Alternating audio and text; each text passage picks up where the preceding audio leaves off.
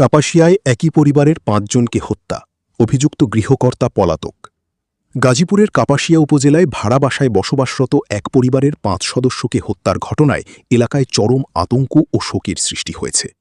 নিহতদের মধ্যে রয়েছেন এক নারী, তার ৩ কন্যা সন্তান ও এক ভাই। ঘটনার পর থেকে পরিবারের কর্তা ফুরকান মিয়া নিখোঁজ রয়েছেন। পুলিশ ও স্থানীয় সূত্রে জানা যায়, উপজেলার রাউতকোনা পূর্বপাড়া এলাকায় শুক্রবার রাতের কোনো এক সময় এ হত্যাকাণ্ড ঘটে। শনিবার ভোরে স্বজনরা খবর পেয়ে ঘটনাস্থলে এসে ঘরের ভেতরে ৫ জনের মরদেহ দেখতে পান।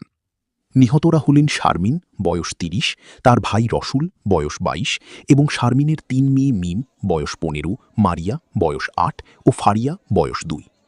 স্থানীয়রা জানান, ফুরকান মিয়া পেশায় প্রাইভেট কার চালক। তিনি পরিবার নিয়ে ওই এলাকায় একটি ভাড়া বাসায় বসবাস করতেন। শুক্রবার সন্ধ্যায় চাকরির কথা বলে শ্যালক রসুলকে বাসায় ডেকে আনা হয় বলে পরিবারের সদস্যরা জানিয়েছেন। পরে রাতের কোনো এক সময় ধারালো অস্ত্র দিয়ে তাদের হত্যা করা হয়েছে বলে ধারণা করা হচ্ছে। জানা গেছে, নিহত রসুল রাজেন্দ্রপুর এলাকার একটি পোশাক কারখানায় কাটিং মাস্টার হিসেবে কর্মরত ছিলেন। ফুরকানের চাচা শ্বশুর উজ্জ্বল ফকির জানান, গভীর রাতে ফুরকান তার ছোট ভাইকে ফোন দিয়ে হত্যার বিষয়টি জানায়।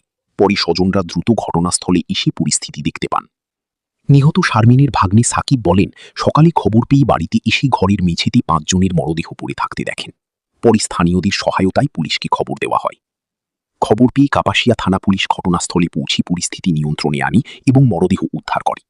ঘটনাস্থল হতে একটি খালি মদের বোতল উদ্ধার করা হয়েছে। এদের বাসা ছিল আপনার উত্তরা, হ্যাঁ টুঙ্গিত্তরা। এই আরো 7-8 মাস আগে, তখন আমার মনে হয় ওর কোনো পরিকল্পনা বা কোনো ধারণা নাইলে এত ফাঁকা জায়গা বাসা নেবো কা। ঘটনাটা কোন সময় তুমি জানতে পারছো যে এই জায়গায় ঘটনা? আমরা সকাল 6টায়। তুমি কোথেকে আসছো? গাজীপুর থেকে। গাজীপুর থেকে শুই না তারপর আসছো? হ্যাঁ। ভিতরে কিছু দেখছো যায়? হ্যাঁ, আইসে মনে করেন কাউরে দেখি নেই, আমার সবাই মানে মুখ টুক ঢাকা, সবার ল্যাব দেওয়া খেদা দেওয়া। মনে করেন আমি আইসে মামাকে ডাক দিছি, ডাক শুনে না, তারপর যে সময় আমি ল্যাব উঠাইছি ওই সময় দিই। এই ফ্ল্যাটের ভিতরে যে ডেড বডিগুলো রয়েছে, এগুলো একই পরিবারের সদস্য এবং এই পরিবারের যিনি গৃহকর্তা তার নাম ফুরকান। এই ফুরকান পেশায় একজন গাড়ি চালক। সে তার বাড়ি হচ্ছে গোপালগঞ্জ জেলায় এবং গোপালগঞ্জ জেলা থেকে এসে এখানে সে ভাড়া থাকতো এবং এখানে গাড়ি চালিয়ে জীবিকা নির্বাহ করত। তো আমরা দেখলাম যে লাশগুলো পড়ে রয়েছে ক্ষতবিক্ষত অবস্থায় এবং ফুরকান সকাল থেকেই পলাতক রয়েছে।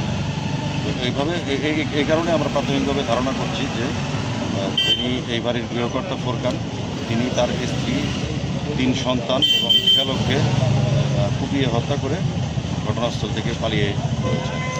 প্রাথমিকভাবে আমরা ধারণা করছি যে এটি পারিবারিক কলহের কারণেই এই হত্যাকাণ্ডটি